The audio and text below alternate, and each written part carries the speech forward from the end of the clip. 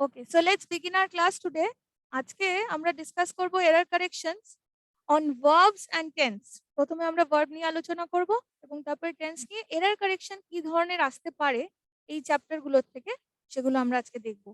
So let's begin.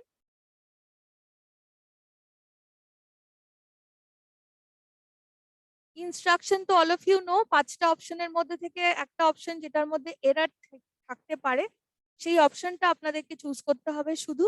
এটা basic type of error correction যেটা আমরা আলোচনা করছি, বিকজ আপনারা যদি একটু অন্য ধরনের প্রশ্নও পান, I am sure you will be able to manage. So প্রশ্নটা খুব ভালো করে পড়বেন, কখনো কখনো একটু ভেরিয়েশন দেওয়া থাকে, ঠিক আছে? যেমন একটা রিসেন্ট টাইপ যেটা মানে একটা পরীক্ষাতে এসেছে খুব রিসেন্টলি, সেটা হচ্ছে যে আহ, একটা এরর কারেকশনের যেরকম সেন্টেন্সকে ব্রেক করা থাকে ওরকম ভাবেই ব্রেক করা আছে। তার মধ্যে থেকে বলেছে যে একটা পার্ট ঠিক আছে এবং 4টে পার্টে গন্ডগোল আছে। সো আপনাদেরকে উল্টোটা করতে হবে, বলছে যে যদি আউট অফ দ্য 4 পার্টস একটা ভুল থাকে, একটা ঠিক থাকে, আর বাকি 3টে আহ আহ, কোনো তার মধ্যে সমস্যা আছে, তাহলে আপনাদেরকে সেই ক্ষেত্রে ঠিক পার্টটাকে আইডেন্টিফাই করতে হবে, ঠিক আছে? অনেক ক্ষেত্রে আবার ওইটার মধ্যেই একটা পার্ট এক্সট্রা হাইলাইটেড করা থাকে সেন্টেন্সটার, যেটা কিন্তু কারেক্ট। তো ওটাকে ধরে তাহলে আমাকে চলতে হবে যে ওই পার্টটা বাদ দিয়ে বাকির মধ্যে 3টের মধ্যে ভুল আছে, একটা ঠিক আছে, আমাকে ঠিকটা আইডেন্টিফাই করতে হবে। So always read the question properly whenever you are attempting to do so. So please read the question properly because question এর ভেরিয়েশন কিন্তু এই পরীক্ষাগুলোতে আসতেই থাকে। যত দিন যাচ্ছে আইবিপিএস বলুন, এসবিআই বলুন, তাদের লেভেল অফ ডিফিকাল্টি বাড়ছে এবং অ্যাকিউরেসি লেভেলটা চেক করার জন্য কিন্তু এই ধরনের শাফলিং অফ মানে কোয়েশ্চেন টাইপস একটু অদল বদল হতেই থাকে। সো বেসিকটা জানলে অবভিয়াসলি আপনারা বাকিটাও করতে পারবেন, it's just a basic requirement. কিন্তু আপনারা মন দিয়ে করবেন অবশ্য, আর প্রশ্নটা খুব ভালো করে পড়বেন। ওকে, তো এখানে প্রথম প্রশ্নটা যেটা আছে সেটাই চলে যাচ্ছি। কি বলেছে দেখা যাক। As the price of the fueling rises, therefore you must be prepared to pay more for the compressed natural gas CNG you fill in your car and for the piped natural gas PNG you receive in your kitchen. Okay, so like I said, সেন্টেন্সটা দুবার পড়তে হবে, প্রথমবার পড়ে একটা idea মোটামুটি করে নেওয়ার জন্য।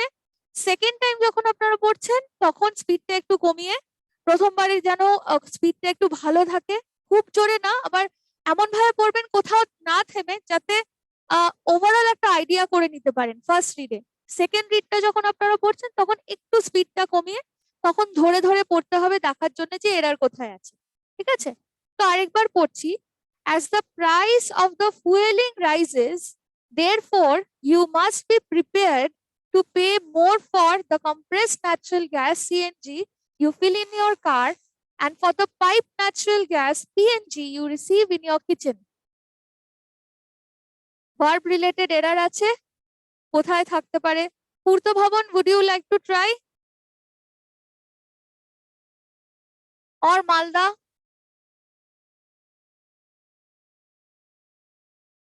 Yes, Bakura? Madam option 4। Option 4 বলুন, কোথায় আপনার মনে হচ্ছে? You received in your kitchen.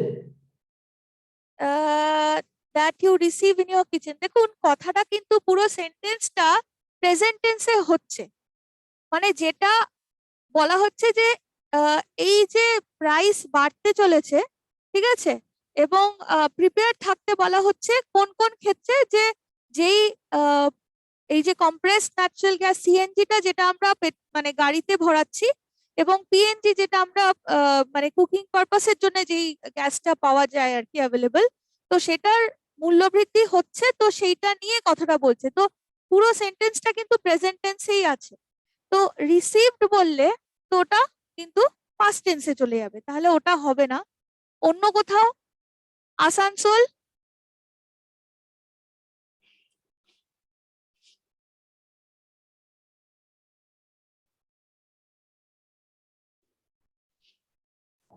হ্যাঁ বলুন, আরেকবার বলুন। As the price of the fuel rises. Price of the fuel. Yes, absolutely correct. Price of the fuel rises. Very good. Acha, just a minute. Color.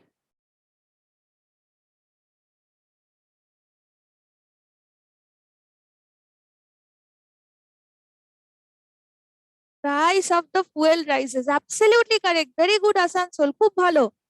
কেননা কথাটা এখানে কি নিয়ে হচ্ছে? মানে ফুয়েলের মূল্য বৃদ্ধি নিয়ে হচ্ছে, তাই তো? তো ফুয়েল কথাটা কিন্তু এখানে কিন্তু ফুয়েল রাইজেসটা ইজ অলরেডি আ ভার্ব, ঠিক আছে? আর ফুয়েলিং কথাটা কিন্তু ফুয়েল অ্যাজ আ ভার্ব থেকে এসছে। See, fuel could be a noun also, fuel could be a verb also, ঠিক আছে? তার মানে আমি যদি বলি ফুয়েল অ্যাজ আ ভার্ব, ফুয়েলটাকে যদি আমি ভার্ব হিসেবে ধরি, তাহলে ফুয়েল মানে কি? Supply of energy of some kind বলতে পারি, ঠিক আছে? অর মানে কি বলতে পারি, চার্জ উইথ ফুয়েল বলতে পারি, ঠিক আছে? সেটাকে আমরা ফুয়েল বলবো অ্যাজ ভার্ব, ঠিক আছে? আর সেখান থেকে ফুয়েলিং কথাটা আসবে। ফুয়েলিং সেটা যেটা হয়ে যাবে present participle form of the verb fuel, ঠিক আছে? কিন্তু আমরা এখানে যেই ফুয়েলটা চাই, এখানে যেটা ফুয়েল বলেছে সেটা কিন্তু হচ্ছে নাউন ফুয়েল, মানে জ্বালানি যেটা আর কি, ঠিক আছে? So it is the name of a substance. Fuel could be verb also, fuel could be noun also. এখানে কিন্তু আমি নাউন ফুয়েলটা চাইছি। Fuel rises, as the price of the fuel rises. Okay, তাহলে কিসের প্রাইস রাইজ করবে? ফুয়েলের price rise করবে। তাহলে এখানে আমার নাউন ফুয়েল দরকার। কিন্তু এখানে যেটা ফুয়েলিং বলা আছে সেটা ইচ্ছে করে দেওয়া আছে। কেন? বিকজ ফুয়েল কথাটা ভার্বও হতে পারে, নাউনও হতে পারে, তাই তো? এবার ফুয়েল ভার্ব হলে সেটার থেকে ফুয়েলিং আসতে পারে। ওকে, V1 হচ্ছে ফুয়েল, সেখান থেকে পার্টিসিপল, প্রেজেন্ট পার্টিসিপল মানে কন্টিনিউয়াস টেন্সে বলতে গেলে ফুয়েলিং কথাটা আমরা তখন ব্যবহার করব। ওকে, কিন্তু দ্যাট ইজ ভার্ব, আর আমরা এখানে খুঁজছি একটা নাউনকে, ঠিক আছে? তাহলে এখানে হবে ফুয়েল। আর দেন নাম্বার 2 কি হবে? We are happy to know that the project completed strictly as per the schedule. এটা কি হবে? খুব ইজি। মালদার থেকে কেউ?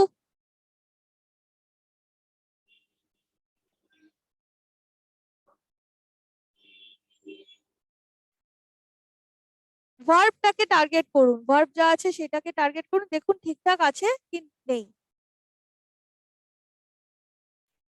We are happy to know that the project completed strictly as per the schedule.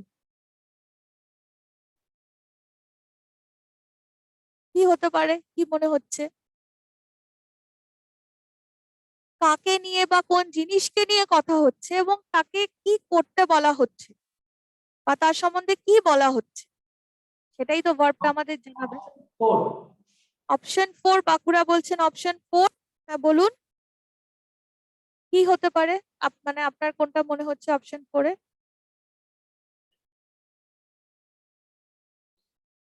আর বাকিরা, অন্যরা কেউ অন্য কিছু বলবেন? মালদা, পূর্ত ভবন, আসানসোল?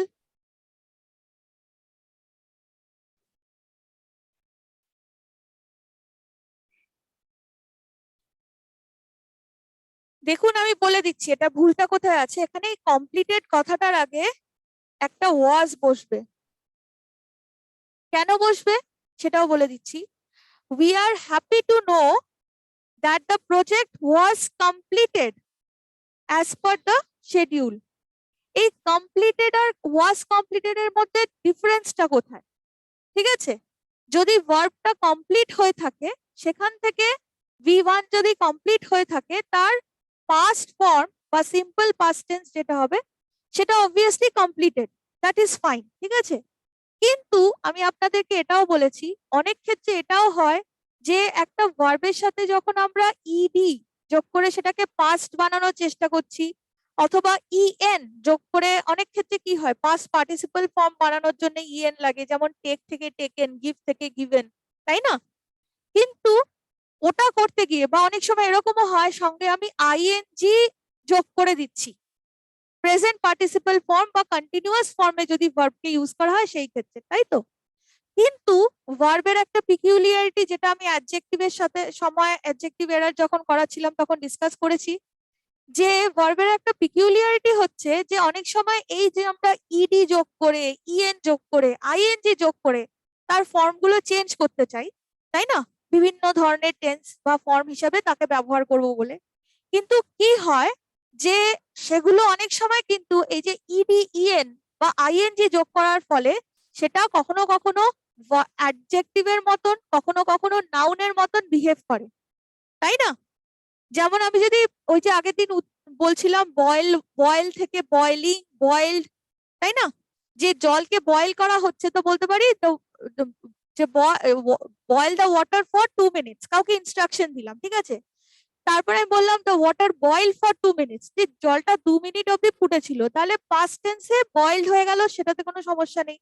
বা আমি যদি বলি the water was boiling for 2 minutes, যে জলটা 2 মিনিট ধরে ফুটছিল, আমি কাউকে বললাম কথাটা যে এই ঘটনাটা ঘটছিল, পাস্টে কিছু একটা হচ্ছিল, তাহলে সেই ক্ষেত্রেও আইএনজি দিয়ে আমি বলতে পারি, সাথে একটা ওয়াজ দিয়ে দেবো, পাস্ট কন্টিনিউয়াস টেন্সে চলে যাবে, সব ঠিক ছিল।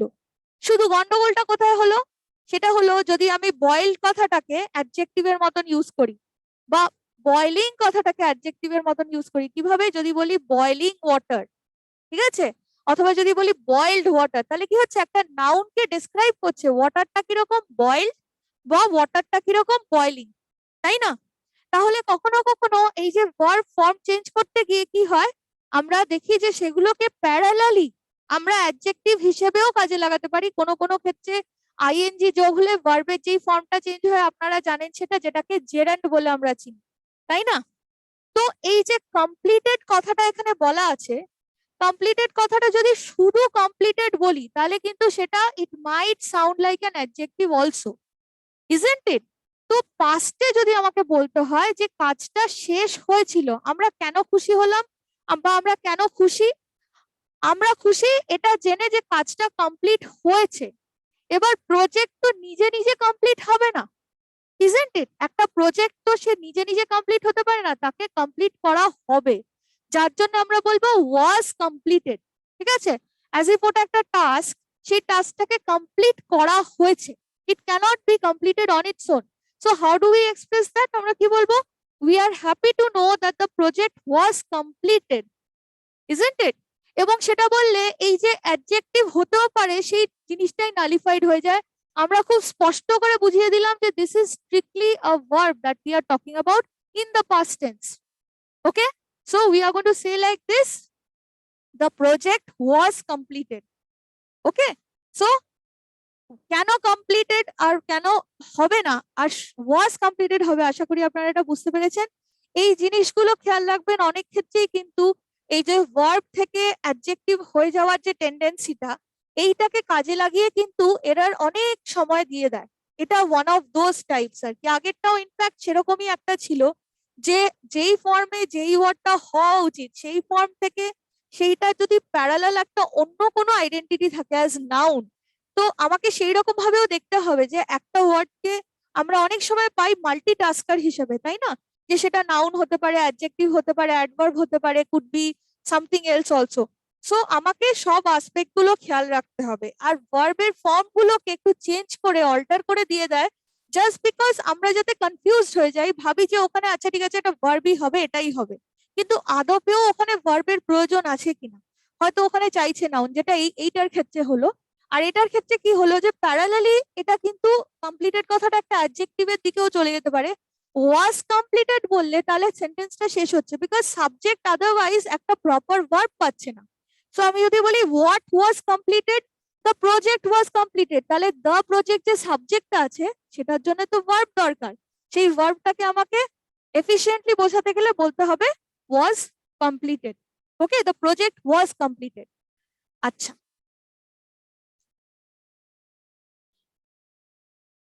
going to the next one. Number 3, though the current bull run in the capital market looks extremely tempting, Uday Kotak Executive Vice Chairman and Managing Director, Kotak Mahindra Bank, feels investors should be a little cautious as stock prices are to move up. আরেকবার পড়ছি, pretty long sentence but very easy to. Though the current bull run in the capital market looks extremely tempting, Uday Kotak, Executive Vice Chairman and Managing Director, Kotak Mahindra Bank, feels investors should be a little cautious as stock prices are to move up. Okay? So, 2-3 things I would like to tell you. Since you are aspirants of bank exams, এই যে competitive exam গুলো হয় তার মধ্যে যদি আপনারা banking এর জন্য পার্টিকুলারলি পরীক্ষা দিতে চান আর কি, তাহলে ডেফিনেটলি খবরের কাগজ শুধু পড়লে চলবে না, খবরের কাগজের বিজনেস পেজটা পড়তে হবে এবং কিছু কিছু টার্মস এর সাথে একটু এবার থেকে পরিচিতি করে নিতে হবে। যেমন স্টক মার্কেটের নাম আপনারা শুনেছেন, তাই না? শেয়ার মার্কেট আমরা বলি, স্টক মার্কেট বলি, স্টক এক্সচেঞ্জ নিয়ে অনেক সময় অনেক কথা হয়। তো এই ক্যাপিটাল মার্কেট কথাটার মানে হচ্ছে স্টক মার্কেট, ঠিক আছে, যেটা কমনলি নোন আর কি। More than capital market, we know capital market আর স্টক মার্কেট। অলরাইট, আর দুটো টার্ম আপনারা পাবেন, একটা হচ্ছে বুল আর একটা বেয়ার। সেই দুটোই ওই স্টকের সাথে রিলেটেড। যখন শেয়ারের প্রাইস উঠতে থাকে, যখন মার্কেটটা আপওয়ার্ডস থাকে, যখন ভালোর দিকে হচ্ছে, মানে মার্কেট যখন ভালো হচ্ছে তখন সেটাকে বলে it's going the bull way. আর যখন সেটা মার্কেটটা পড়ছে, মানে যেটা ভালো নয়, সেটাকে বলে it's going the bear way. ঠিক আছে, তাহলে বুল মানে হচ্ছে শেয়ার মার্কেট উঠছে, বেয়ার বুল মানে উঠছে, আর বেয়ার মানে হচ্ছে শেয়ার মার্কেট পড়ছে। এটা খুব বেসিক একটা জিনিস বলে দিলাম, বিকজ এই ধরনের জিনিস আপনারা এইরকম পরীক্ষা যদি দেন ব্যাংকিং পার্টিকুলারলি, তাহলে সেখানে ডেফিনেটলি কোথাও না কোথাও পাবেন। সো এখানে কি বলছে, এবার গল্পটা বুঝতে আশা করি একটু সুবিধা হবে, যে দো দ্য কারেন্ট বুল রান মানে উপরের দিকে মার্কেট চড়ছে, ভালো হচ্ছে। সো দো the current bull run in the capital market looks extremely tempting, যে মার্কেটে মানে শেয়ারের প্রাইস চড়ছে। Uday Kotak, Executive Vice Chairman and Managing Director, Kotak Mahindra Bank, feels investors should be a little cautious. তো mister উদয় কোটাকের বক্তব্য হচ্ছেন যে যদিও দেখে মনে হচ্ছে যে খুব সুন্দর একটা অবস্থা, মানে টেম্পটিং একটা ব্যাপার যে শেয়ারের প্রাইসেস বাড়ছে, সো এই সময় কি হয়, শেয়ার প্রাইসেস যখন বাড়তে থাকে তখনই না মানে লোকে একটু বেশি ইনভেস্ট করে, তাই না? কিন্তু সেটার ব্যাপারে উনি সবাইকে সাবধান করছেন, ইনভেস্টরদেরকে সাবধান করছে। কেন বলছেন যে investor should be a little cautious as stock prices are to move up. তো স্টক প্রাইসেস যে বাড়ছে, তো সেই ব্যাপারে ইনভেস্টরদের একটু সাবধান থাকা উচিত, মানে এটা একটা গাইডলাইন দিয়েছেন আর কি। ওকে, আচ্ছা, বিকজ হঠাৎ করে যদি পড়ে যায় বা কিছু হয় তাহলে কিন্তু that will be detrimental absolutely for the investors. So that is all the sentence is all about. Now you tell me, আপনারা ভার্ব রিলেটেড কোনো কিছু দেখতে পাচ্ছেন কিনা? Yes Asansol?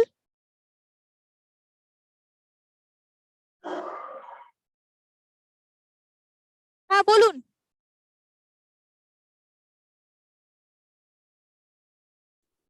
Third part should be little cautious.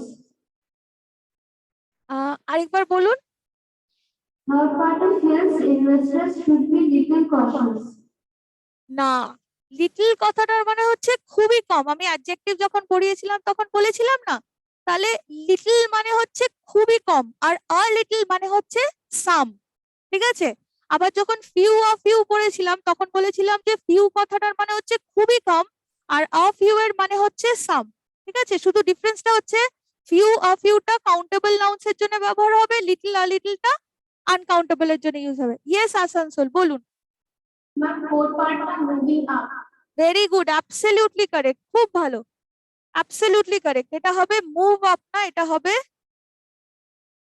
Moving up.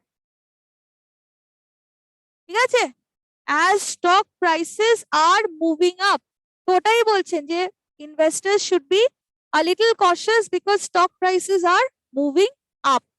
Very good, খুব ভালো। আচ্ছা, তারপরে তাহলে এটা মুভটা হচ্ছে V1, first form of verb, আর আমাদের এখানে চাই একটা কন্টিনিউয়াস টেন্স। কেন?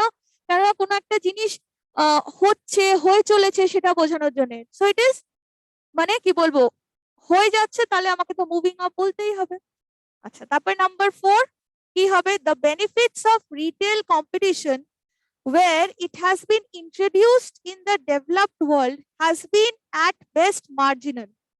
আরেকবার বলি, the benefits of retail competition where it has been introduced in the developed world has been at best marginal. আপনারা লক্ষ্য করবেন যে কোন জিনিসটাকে নিয়ে কথা বলছি এবং কোন ভার্বটা কোন সাবজেক্টটাকে কেটার করছে। একটা সেন্টেন্সের মধ্যে একটাই যে সবসময় সাবজেক্ট তার একটাই ভার্ব থাকবে তার কোনো মানে নেই। হতেই পারে যে multiple sets of subject verb থাকে। তো খুব ইম্পর্টেন্ট হচ্ছে কোন সাবজেক্টকে কোন ভার্ব কেটার করছে সেই জিনিসটা আইডেন্টিফাই করা।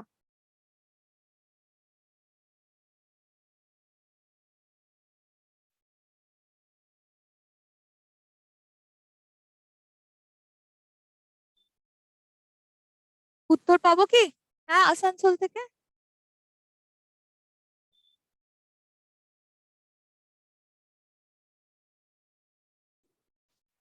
বলুন, will be have been. আরেকবার বলুন। पार्ट 3 जो है वो has been जो है वो have been हो जाएगा। Absolutely correct, absolutely correct, very good, आपने बिल्कुल सही बोला है। ये जो पार्ट 3 है इसका हैज बीन हैव बीन हो जाएगा। Very good, beautiful answer. Okay, why this happened? Because the subject is in this case the benefits of retail competition. This is the subject. Okay, we are talking about this subject. अभी ये subject के बारे में बोलते हुए इसके बारे में थोड़ा और information अलग से आ गया अंदर, है ना? की बोलছে the benefits of retail competition where it has been introduced. Now where it has been introduced মানে হচ্ছে যেখানে যেখানে retail competition introduce করা হয়েছে। তাহলে এই রিটেল কম্পিটিশনটাকে আগেন ডেসক্রাইব করতে গিয়ে ইট আমার এখানে প্রোনাউনটা এসছে, আর ইট যেহেতু সিঙ্গুলার এটাকে কেটার করার জন্য হ্যাজ বিনটা এখানে রয়েছে, হুইচ ইজ ফাইন। তাহলে ইট হ্যাজ বিনটা ইজ অ্যাবসলিউটলি কারেক্ট। কিন্তু বাকি যে কথাটা বলছে যে has been at best marginal, এটা কাকে নিয়ে হচ্ছে? এটা কিন্তু এই বেনিফিটস অফ রিটেলকে নিয়েই হচ্ছে। ঠিক আছে, বেনিফিটস অফ রিটেল কম্পিটিশনকে নিয়ে হচ্ছে। and like you can see, this is not third person singular, this is third person plural, therefore এই যে হ্যাজটা হবে সেটা হ্যাভ হয়ে যাবে। আরেকটা হিন্ট, এরকম যদি কখনো আপনারা পান, আপনারা সবসময় দেখবেন ইটের সাথে কখনো হ্যাভ হবে না, বিকজ ইটটা তো সবসময় প্লুরাল। আমরা কখনো বলবো না ইট ইট ওয়্যার, ইট হ্যাভ, এরকম বলবো না। আমরা কি বলবো? ইট হ্যাজ, ইট ওয়াজ, তাই না? সো ইটের সাথে যেই হ্যাজ বিনটা আছে that is perfectly fine, because ওটাই রিটেল কম্পিটিশনের কথাটা বলছে। হ্যাঁ, কিন্তু as a whole benefits of retail competition নিয়ে যখন কথা হচ্ছে, এটা যখন টোটাল সাবজেক্টটা, এর পুরো ভার্বটা হচ্ছে এইটা, যেটাকে হতে হবে have. Very good. I'm very pleased with Asansol today. And I want the others to answer too. Number 5. কি আছে এখানে?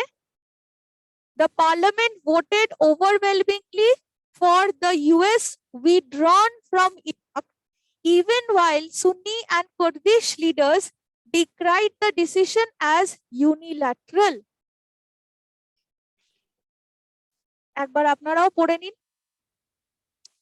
The parliament voted overwhelmingly for the US withdrawn from Iraq, even while Sunni and Kurdish leaders decried the decision as unilateral. Unilateral মানে একতরফা, একতরফা। ঠিক আছে, কি হতে পারে? Malda, I can see you are paying a lot of attention, but I would also like you to participate.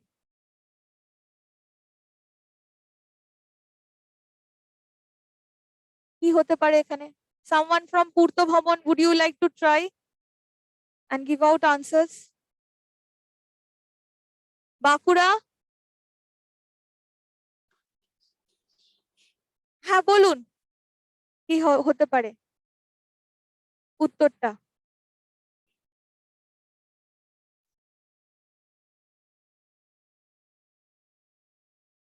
আচ্ছা, এটা আমি বলে দিচ্ছি, উত্তরটা হবে এখানে উইথড্রন কথাটা আছে না, এটা হবে উইথড্রল, DRAWL, উইথড্রল। ঠিক আছে, এটা একটা নাউন, আর যেটা দেওয়া আছে উইথড্রন সেটা হচ্ছে একটা ভার্ব। তো we need a noun over here, not a verb. কেন হচ্ছে, পরে যাক সেন্টেন্সটা। The parliament voted overwhelmingly for the US withdrawal from Iraq. ওকে, এবার উইথড্রল কথাটার মানে হচ্ছে দ্য অ্যাকশন অফ উইথড্রয়িং। ঠিক আছে, তার মানে পার্লামেন্ট কি দেখে খুশি হলো, ভোটেড ওভারওয়েলমিং, বা কি কি কারণে ওভারওয়েলমিংলি ভোট করলো, for what, for the US withdrawal from Iraq. যে ইউএস যে ইরাক থেকে উইথড্র করে নিল নিজেদেরকে, সেইটা দেখে তারা ওভারওয়েলমিংলি ভোট করলো। ঠিক আছে, সো এখানে কিন্তু আমরা একটা প্রসেসের কথা বলছি বা একটা কাজের কথা বলছি, যে কি জিনিসটাকে বা কোনো একটা জিনিসের কথা বলছি যেটা দেখে তারা উৎসাহিত হয়ে অত ভোট টোট দিলেন। ঠিক আছে, পার্লামেন্টে যারা ছিলেন। কিন্তু আমি যদি উইথড্রন কথাটা বলি, সেটা is a past perfect tense of what, V3 form of withdraw। ঠিক আছে, উইথড্র করা মানে কি, উইথড্র করা মানে কোনো একটা জায়গা থেকে কিছু জিনিস নিয়ে নেওয়া। এই যে আমরা ব্যাংক থেকে টাকা উইথড্র করি, তার মানে একটা ডেজিগনেটেড প্লেস বা পজিশন থেকে যখন কিছুকে সরিয়ে নেওয়া হয়, to remove something from its designated place, so সেটাকে বলা হয়, সেই কাজ করাটা হচ্ছে উইথড্র। ঠিক আছে, উইথড্র যদি আমরা বলি, এটা হচ্ছে V1, এর V2 হবে withdrew। ঠিক আছে, তারপরে এর V3 হবে withdrawn, V3। ঠিক আছে, কিন্তু we are not looking for a verb over here, a verb will not fit over there, we need something যেটা মানে যেটা একটা নাউন হবে, যেটা যেই জিনিসটাকে দেখে পার্লামেন্ট উৎসাহিত হয়ে অত ভোট করলেন। ঠিক আছে, so we don't need a verb, basically withdrawal কথাটা, যেটার মানে হচ্ছে the process of the action of withdrawing, এই যে উইথড্র করে নেওয়ার যে প্রসেসটা, সেটাকে আমরা বলতে পারি উইথড্রল। ঠিক আছে, আচ্ছা, তারপরে নাম্বার 6 কি আছে, e-commerce has lifted the seller ecosystem by generating demand and providing national reach and hence opportunities in selling large volumes to shoppers। আরেকবার পড়ছি, হ্যাঁ বলুন। অপশন 3 টা রাইট হবে। অপশন 3 টা রাইট হবে, হ্যাঁ হ্যাঁ বলুন, একদম ঠিক। কোনটা? সেলিং এর আগে একটা প্রেজেন্ট অপরচুনিটিস, ইজ আর যেটা হয় আর কি, সেটা অমিট করা আছে। না, আপনি একদম কাছাকাছি গিয়ে একটু গন্ডগোল করে ফেললেন। ব্যাপারটা এখানেই ভুলটা আছে, ইন সেলিং হবে না। দেখুন আমি পড়ছি তারপরে বলছি, e-commerce has uplifted the seller ecosystem by generating demand and providing national reach and hence opportunity to sell large volumes to shoppers। তাহলে এখানে যেটা হবে সেটা হচ্ছে টু সেল। ঠিক আছে, আমরা যখনই to do, to go, to sell বলি, তাহলে কিছু করার জন্য, কিছু দেওয়ার জন্য, কিছু বলার জন্য, ঠিক আছে, এরকম কিছু বলি আর কি। ঠিক আছে, যখনই এই ইনফিনিটিভ ফর্ম অফ ভার্ব গুলো ইউজ হয়, বি ইনফিনিটিভ আগে একটা টু থাকে, তাহলে এখানে আমরা বলছি যে ই কমার্স সেলার ইকোসিস্টেমকে আপলিফট করেছে বা সেটাকে তার উন্নতি করিয়েছে। ঠিক আছে, by generating demand and providing national reach, তার মানে ন্যাশনাল লেভেলে সেলাররা এখন জিনিসপত্র বেচা কেনা করতে পারছেন ই কমার্সের দৌলতে, তাই না? তো সেটা একটা খুব ভালো জিনিস হয়েছে। And hence opportunities to sell large volumes to shoppers, এবং সেই কারণে যেটা হয়েছে যে সেলাররা অপরচুনিটি পেয়েছেন বা পাচ্ছেন লার্জ ভলিউমে, মানে অনেক কোয়ান্টিটিতে, মানে অনেক বড় একটা মানে ভলিউম অফ শপার্সদের কাছে নিজেদের জিনিসপত্র বেচতে। এই যে কোনো কিছু করতে বলতে, এখানে যেমন বলছি বেচতে, তো সেই বেচতে, সেই কথাটা বলতে গেলে আমাকে বলতে হবে টু সেল। ঠিক আছে, okay, next, going to the next one very quickly.